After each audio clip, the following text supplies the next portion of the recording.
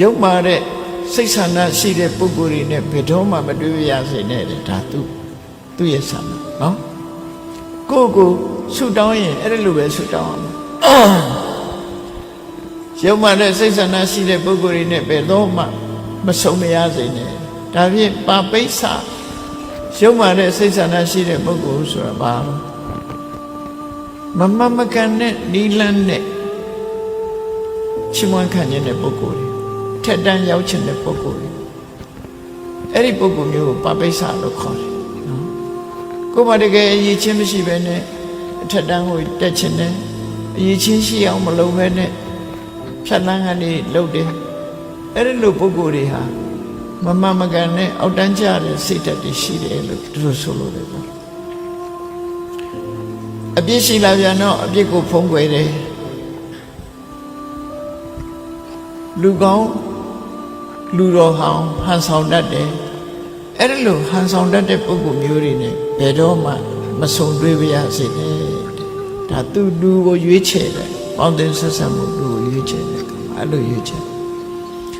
ကုတိတော်ဟိနဝိရိယောတဲ့ကုတိတော်ဆိုတာပြင်းတဲ့ပုဂ္ဂိုလ်ပြင်းတယ်ဆိုတာဘယ်ကိစ္စမှာပြင်းတာလဲစဉ်းစားကြည့်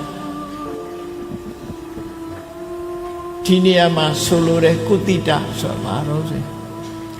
လောကီစီးပွားရေးလုပ်ဖို့ရပြင်းတာတို့အလုံးမလုံးချင်တဲ့အပြင်းတို့အဲ့ဒါမျိုးလည်းရှိတယ်နော်အဲ့ဒီအပြင်းကဘာဖြစ်လဲဆိုအလုံးမလုံးချင်ဘူးဆိုရင်ကြီးပွားတိုးတက်မှုမရတော့ဘူးပေါ့ဒီပုဂ္ဂိုလ်စာသင်ရမယ့်အချိန်စာမသင်ဘူးစာကျက်မှာပြင်းနေဆိုသူကအောင်မြင်ကြီးပွားမှုမရှိတော့ဘူးအဲ့ပုဂ္ဂိုလ်မျိုးအလုံးမလုံးချင်ဘူးပြင်းနေဆိုတဲ့ပုဂ္ဂိုလ်တွေလည်းတိုးတက်မှုမရနိုင်တဲ့ပုဂ္ဂိုလ်တွေဒီနေရာမှာတော့တရားဓမ္မနဲ့ပတ်သက်လာလို့ရှိရင်ကိုယ့်ရင်ထဲမှာမကောင်းတဲ့အတွေးတွေရှိနေပါရဲ့တန်းနဲ့အဲ့ဒီမကောင်းတဲ့အတွေးတွေကိုလက်ခံကျင့်သုံးနေတဲ့ပုဂ္ဂိုလ်ဟာကုတိတပြည့်ရည်သူလို့ဒီလိုခေါ်တယ်နော်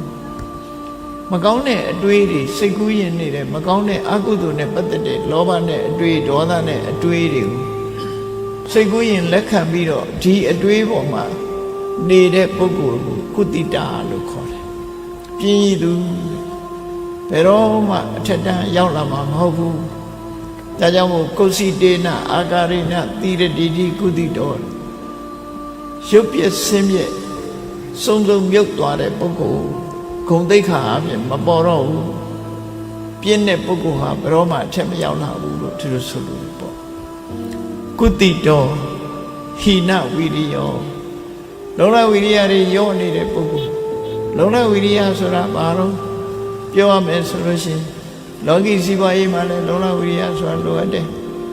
တရားဓမ္မနဲ့ပတ်သက်လာလို့ရှိရင်လည်းခုနကမကောင်းတဲ့စိတ်တွေကိုတွန်းလှန်ဖယ်ရှားဖို့ကြိုးစားရမယ်ကောင်းတဲ့စိတ်တွေမွေးမြူဖို့တိုးတက်ဖို့ကြိုးစားရမယ်အဲ့ဒီကြိုးစားမှုနှစ်ပြတ်ရှိကိုရှိရမယ်နော်ကိုယ့်ရင်ထဲမှာမကောင်းတဲ့စိတ်တွေရှိတာကိုမဖယ်ရှားပဲကောင်းတဲ့စိတ်တွေမရှိတာကိုရအောင်မကြိုးစားပဲနေရင်ဟိနဝိရိယလို့ခေါ်တယ်ဟိနဝိရိယလို့ခေါ်တယ်အဲ့ဒါမျိုးမဖြစ်အောင်ကိုယ်မှသီလမရှိသေးရင်သီလရှိအောင်ကြိုးစားရမယ်သီလတွေကျင့်ပြည့်နေတယ်ဆိုရင်နောက်ထပ်အကျင့်မပြတ်အောင်ဖယ်ရှားဖို့ကြိုးစားရမယ်အကုသိုလ်တွေကိုဖယ်ရှားဖို့ကြိုးစားရမယ်အဲ့ဒီလိုမကြိုးစားဘူးဆိုတဲ့ပုဂ္ဂိုလ်ဟာလောကမှာလူတော်လူကောင်းဖြစ်